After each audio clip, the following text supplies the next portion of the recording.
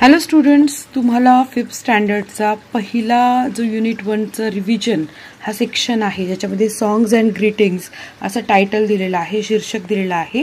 त्याच्यामध्ये 2 गाणी आहेत, सॉंग 1 आणि सॉंग 2. जर तुम्ही नीट पाहिलं तर तुमच्या लक्षात येईल हे ग्रीटिंग आहे. तर या गाण्याला आपण सगळ्यात सुरुवातीला काय करायचं, ग्रीटिंग म्हणजे काय की आपण एखाद्याशी बोलतो, भेटतो आणि इंग्लिशमध्ये बोलणं शिकणार आहे ना आपण. तर आपण कसं बोलायचं, जसं सुरुवातीला यांनी हाय हाय म्हटलंय, हाय म्हटल्या पुढे काय म्हणायचं, हाय म्हणायचंय, किंवा पुढे hello Meenu, I am Riya and this is my friend Sonali, hello. तर आपण इंट्रोडक्शन कसं करायचं, मित्रांचं ओळख कशी करून द्यायची.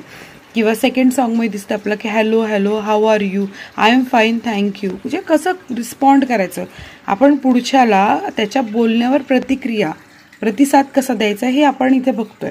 आता त्या गाणी कोणती आहेत आणि ती गाणी कशी आहेत, नेमकी काय आहेत, हे आपण सगळं व्यवस्थित बघूयात.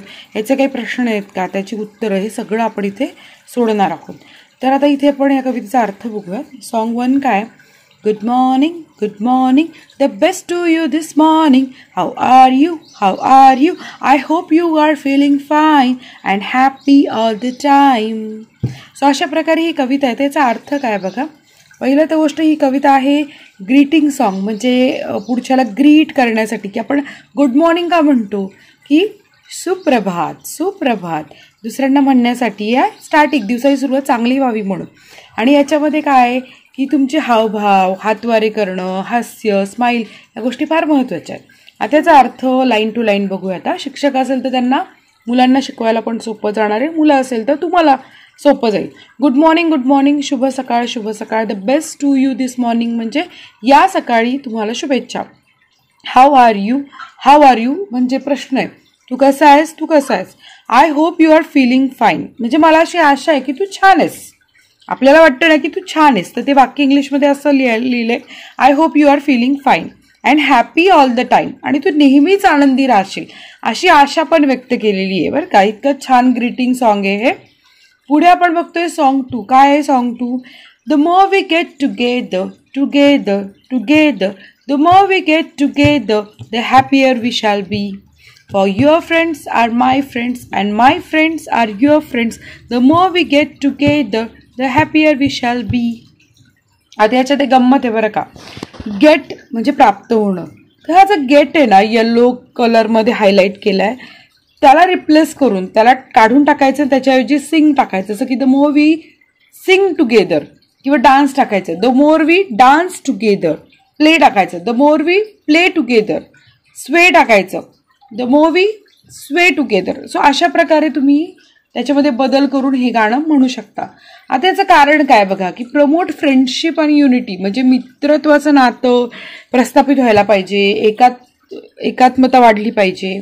आणि याच्यामध्ये ॲक्शन वर्ड्स कोणते, सिंग म्हणजे गाणं, डान्स म्हणजे नृत्य, प्ले म्हणजे खेळ, स्वे म्हणजे झुलणं.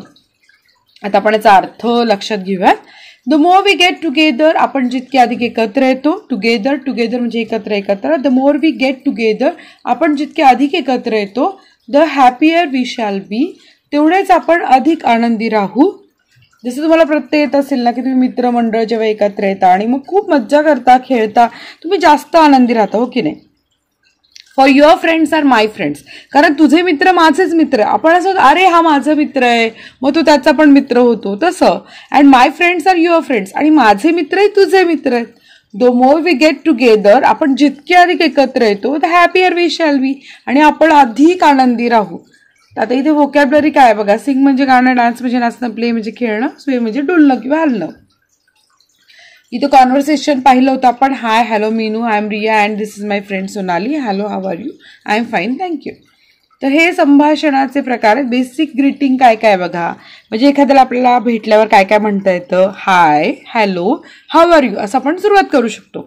आणि हे सॉंग्स जे आहेत ते व्होकॅब्युलरी बिल्ड करतात, आपला कॉन्फिडन्स वाढवतात. सो अशा प्रकारे ही कविता आपण थोडक्यात शिकलोय. व्हिडिओ आवडला असेल तर लाईक करा, चॅनलला सबस्क्राईब करा. धन्यवाद.